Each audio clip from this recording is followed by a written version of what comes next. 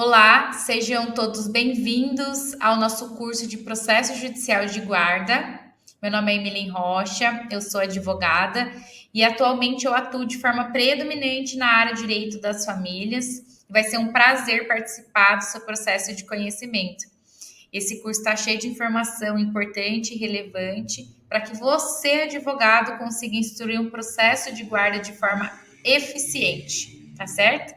Então vamos lá, já quero deixar disponível para vocês as minhas redes sociais, o meu contato, caso após o término do curso surgir alguma dúvida, eu fico à disposição, tá? Então, já vamos dar início aqui no nosso curso, falando um pouco sobre o objetivo desse curso, que é capacitar advogados familiaristas a dominar os aspectos práticos do processo de guarda, tá? Então, o foco principal do nosso curso é falar sobre a guarda compartilhada, a guarda unilateral. Vamos analisar a base legal e entendimento jurisprudencial que você pode utilizar de forma estratégica no caso do seu cliente, tá certo? Vou trazer aqui alguns insights importantes para você se atentar na hora da elaboração da petição inicial. E eu quero já iniciar aqui o nosso curso fazendo, inclusive, uma leitura da base legal do artigo lá da Constituição Federal, que fala sobre o princípio do melhor interesse da criança. Eu não poderia iniciar esse curso sem falar sobre isso, do princípio do melhor interesse da criança. Justamente porque em um processo judicial onde visa a fixação de guarda, de regime de convivência, o que vai prevalecer é aquilo que vai atender o melhor interesse da criança. Então, é importante que você, advogado, saiba que quando você vai instruir um processo judicial, você precisa focar em demonstrar de forma clara e efetiva que o seu pedido, o pedido do seu cliente, é aquilo que vai atender o melhor interesse da criança.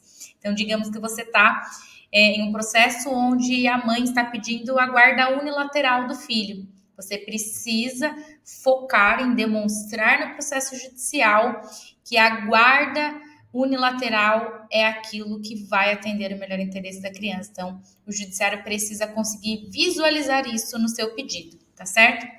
Então, eu vou fazer essa leitura da base legal com vocês, porque é extremamente importante. Então, o artigo 227 dispõe o seguinte: é dever da família, da sociedade e do Estado assegurar à criança e ao adolescente, com absoluta prioridade, o direito à vida, à saúde, à alimentação, à educação, ao lazer, à profissionalização, à cultura, à dignidade, ao respeito, à liberdade e à convivência familiar e comunitária, além de colocá-los a salvo de toda forma de negligência, discriminação, exploração, violência, crueldade e opressão.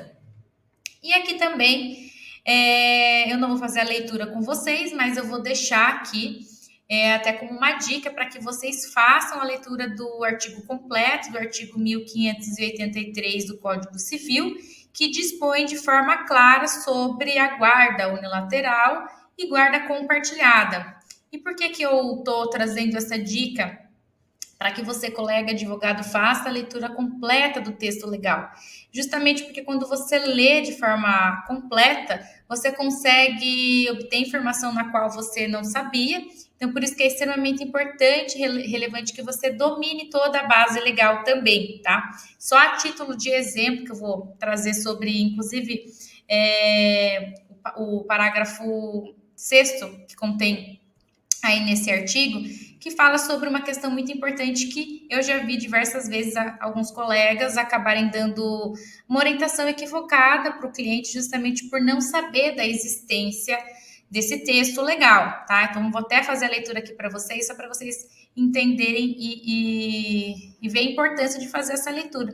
Porque, às vezes, no caso, em questão desse parágrafo que eu quero trazer para vocês, eu já vi, por exemplo, uma mãe que tem a guarda unilateral do filho, aí o pai vai lá na escola e fala, olha, eu fui lá na escola, obtive informação da criança, aí a mãe fica brava, vai perguntar para o advogado se pode, o advogado fala, não pode, porque a guarda é sua e a escola tem que ter essa autorização, você tem que permitir, ou ele tem que buscar a informação diretamente com você, mas na verdade não é assim que funciona, né? Não é isso que diz a lei. Então é importante que você domine a base legal também, até para não acabar cometendo esses erros até mesmo na hora de prestar algum esclarecimento para o seu cliente. Sobre esse exemplo que eu acabei de dar para vocês, vamos ver o que dispõe aqui a lei.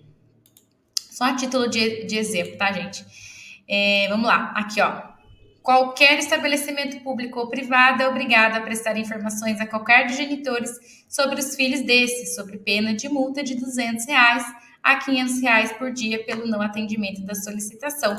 Então, são coisas que eu já vi em algumas situações, alguns colegas não saberem dessa informação e acabar até dando orientação errada. Por isso que eu convido todos vocês a fazerem a leitura completa, principalmente desse tema em específico que nós estamos falando nesse curso, que é sobre a guarda compartilhada e guarda unilateral, tá certo? Então, já vamos dar início aqui para o nosso primeiro ponto principal do nosso curso, que eu vou iniciar falando da guarda compartilhada, tá? Então, nesse tópico eu vou trazer algumas questões importantes que você pode utilizar no caso do seu cliente. Vamos analisar alguns julgados que você também pode utilizar no caso do seu cliente, que é extremamente importante e relevante que você se atente a todos os detalhes, tá? Embora a guarda compartilhada seja a regra, é importante que você faça uma fundamentação completa e utilize algum julgado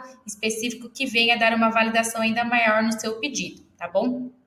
Então, vamos ver aqui um pouquinho sobre a guarda compartilhada. Guarda compartilhada, ela é estabelecida como regra entre os genitores com o propósito de garantir a participação equitativa de ambos na vida dos filhos. É muito lindo a ideia da guarda compartilhada, né? Mas a gente sabe que nem sempre é possível dar efetivação nela na prática, justamente porque muitos pais, após o término, acabam tendo essa dificuldade de conduzir a tomada de decisão na vida dos filhos, de conduzir de forma harmoniosa, respeitosa, e acabam tendo essa dificuldade de dar essa efetividade na prática. E acaba que, infelizmente, na maioria dos casos, a guarda compartilhada acaba ficando só no papel, porque, dada a circunstância, a dificuldade desse exercício em conjunto, acaba um assumindo esse papel de tomada de decisão e de responsabilidade, que é uma pena, não é mesmo? Quando os pais conseguem, de forma efetiva, conduzir essa guarda compartilhada no dia a dia, certamente é muito saudável para a criança. E eu sempre costumo até falar para os meus clientes que desejam entrar com o processo de guarda que o casal não existe mais, mas o casal parental vai existir para sempre, justamente porque a única coisa que liga um ao outro é o filho. Então é importante que se faça essa adequação, essa nova dinâmica familiar, de modo com que venha a pensar que esse elo vai ser eterno e tentar conduzir da melhor forma possível, de forma respeitosa e harmoniosa, em benefício do filho sempre é necessário e importante. E certamente vai trazer muitos resultados positivos na vida da criança, né? E em relação à guarda compartilhada, o que eu quero trazer aqui para vocês? Que, embora a guarda compartilhada ela seja a regra, é importante que você faça uma fundamentação legal de forma mais específica, de forma mais efetiva. Porque o que acontece? Eu já vi em algumas situações pessoas falarem que, em caso de briga entre os pais, a guarda compartilhada não vai ser fixada. Mas não é bem assim. Embora exista, assim, de fato, precedentes no sentido que fala que a animosidade entre os pais vai acabar inviabilizando a guarda compartilhada. Mas também existem precedentes no sentido do quê? Que independente do tipo de relação que os pais possuem, independente se tem um relacionamento harmonioso ou não, a guarda vai ser a guarda compartilhada. E, claro, cabe a você, advogado, juntar um julgado que venha aí favorecer o caso do seu cliente. Você vai utilizar a tese que for mais benéfica para o caso em específico. No mesmo sentido, eu já vi algumas vezes até mesmo colegas que dizem que se o pai morar em estado diferente ou até mesmo em outros países, né, mãe mora no Brasil, pai nos Estados Unidos, não vai ter como fixar na guarda compartilhada. A gente sabe que também existem precedentes que falam que acaba inviabilizando, mas também existem precedentes no sentido do quê? Independente se o pai mora em cidades, estado ou país diferente, a guarda vai ser compartilhada e você, advogado, vai utilizar aquilo que vai favorecer o caso do seu cliente. Então, eu quero analisar aqui algumas situações que você pode utilizar no caso específico para trazer um valor ainda maior naquilo que você está pedindo na petição inicial, focado de forma específica se você está representando aquele pai, aquela mãe que deseja a fixação da guarda compartilhada do filho, tá certo? Então vamos lá. Eu trouxe um julgado aqui e é extremamente importante que a gente faça essa leitura. Como eu disse para vocês sobre o texto legal, é importante também fazer a leitura de entendimento jurisprudencial. É importante ler ainda na íntegra para você conseguir entender o caso de forma específica, que eu tenho certeza que você vai conseguir extrair coisas muito importantes e relevantes até para utilizar nos casos de outros clientes, enfim. Então vamos lá fazer a nossa leitura aqui.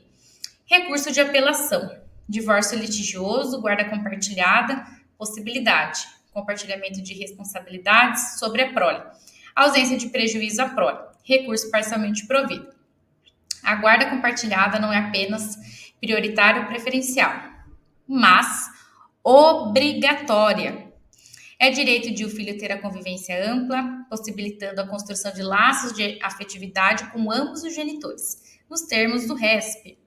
Não existe qualquer óbice à fixação da guarda compartilhada na hipótese em que os genitores residem em cidades, estados ou até mesmo países diferentes, tendo em vista que, com o avanço da tecnologia, é plenamente possível que, à distância, os pais compartilhem a responsabilidade sobre a prole, participando ativamente das decisões acerca da vida dos filhos.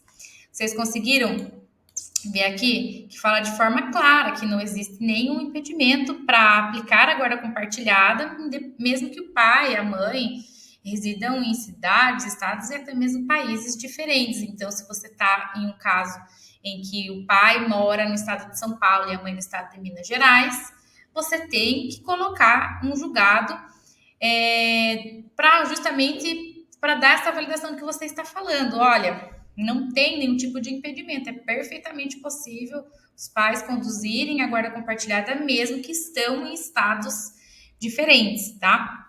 Então, outro ponto aqui em relação aqui a esse julgado, vocês perceberam que eu deixei em negrito a parte que eu quero que chame a atenção de quem vai analisar a minha peça. Então, se eu deixo em negrito o julgado completo, eu não vou conseguir sinalizar de fato o que eu quero, né, que chame a atenção. E também coloquei aqui essa parte, né, que não existe qualquer óbice à fixação de guarda, na hipótese que os genitores residam em cidades, estados até mesmo países diferentes. Eu quero chamar atenção sobre isso. Então, se eu estou atuando em um caso onde o pai mora em um estado e a mãe mora em outro, eu preciso sinalizar de fato o que eu quero chamar atenção. Porque se eu coloco em negrito tudo, vai acabar que eu não vou dar essa atenção para esse julgado que pode ser muito relevante para o caso do meu cliente, tá bom? Então, lá tem outro julgado aqui que eu quero também fazer a leitura com vocês. Agravo de instrumento, guarda compartilhada, melhor interesse da criança, decisão mantida. Ao julgador é conferido o poder geral de cautela para, sempre que verificar a presença ou não dos critérios autorizados da tutela antecipada de acordo com a sua perfunctória, análise do feito, análise do feito, conceder ou negar a medida pleiteada. Deste modo, só será razoável a Corte Revisora modificar a decisão de primeiro grau se ficar demonstrado ter sido proferida em desacordo com a lei ou com as provas dos autos originários, não sendo comportável análise de questão ainda não apreciada na ação principal. A guarda compartilhada almeja assegurar o interesse do menor com o fim de protegê-lo e permitir o seu desenvolvimento e a sua estabilidade emocional, tornando-o apto à formação equilibrada de sua personalidade. Aqui um ponto importante que é sobre isso, que inclusive até deixei em negrito. Inexistindo o acordo entre o pai e mãe e estando ambos os genitores aptos a exercer o poder familiar, deverá ser decretada a guarda compartilhada da criança nos exatos termos do parágrafo 2º do artigo 1584 do Código Civil, considerando o princípio do melhor interesse do menor e da proteção aplicada à guarda compartilhada da menor, tendo como lar referencial o materno. Então, você vê que aqui deixou de forma muito clara que se o pai e a mãe, né, inexistindo acordo entre o pai e a mãe nesse sentido, né, então pode ser até mesmo no caso em que a mãe quer a guarda unilateral, a guarda compartilhada, se os dois se mostrarem habilitados em exercer a guarda compartilhada, e estiverem em plenas condições do exercício do poder familiar, a guarda vai ser compartilhada. Então, tá aí um julgado muito importante também que você pode sim utilizar no caso do seu cliente, onde visa a fixação da guarda compartilhada, tá? E também quando você entra com um pedido de guarda compartilhada e a parte contrária não apresenta nenhum tipo de resistência e concorda, não tem não vai ter nenhum problema nenhum para que a guarda seja de fato fixada de forma compartilhada, tá? Então, principalmente pelo fato de ambos os genitores concordarem com a fixação da guarda compartilhada. Então, em resumo, sobre a guarda compartilhada entre o pai e a mãe, entre os pais, tá? É basicamente isso que eu queria trazer para vocês, porque o que a gente vai mais ter informações para tratar vai ser na guarda unilateral, que é um procedimento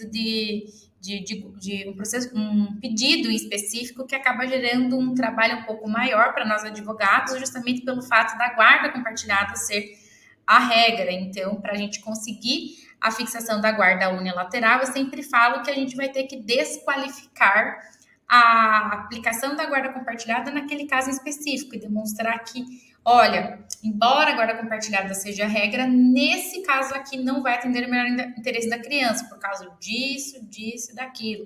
E aí eu vou trazer aqui para vocês situações que podem afastar a aplicação da guarda compartilhada no caso específico do seu cliente. Mas antes de eu discorrer sobre cada uma dessas situações que você pode utilizar como estratégia no seu caso para afastar a guarda compartilhada e ser fixada a guarda unilateral, ainda sobre a questão da guarda compartilhada, eu quero falar com vocês sobre a possibilidade de aplicar a guarda compartilhada com os avós, tá? É um tema muito importante, porque a guarda compartilhada pelos avós tem sido uma realidade cada vez mais presente em diversas famílias, tá? E nesse sentido, que eu quero trazer com vocês é na situação em que os pais compartilham a guarda compartilhada com a avó materna, com a avó paterna, ou às vezes apenas um dos genitores acaba compartilhando a guarda até mesmo às vezes com ambos os avós, tanto materno e paterno, ou só o paterno. Então é importante que a gente fale também sobre essa possibilidade, dessa modalidade, e que tem crescido cada dia mais. Também vou trazer aqui alguns entendimentos jurisprudenciais sobre esse tema, que de repente, se aparecer uma situação parecida e semelhante como essa no seu escritório, certamente você já vai conseguir direcionar e entender que é perfeitamente possível fazer esse pedido, tá certo? O nosso horário aqui já está se findando no nosso primeiro bloco, mas no segundo bloco a gente vai falar então sobre essa possibilidade de compartilhar a guarda com os avós.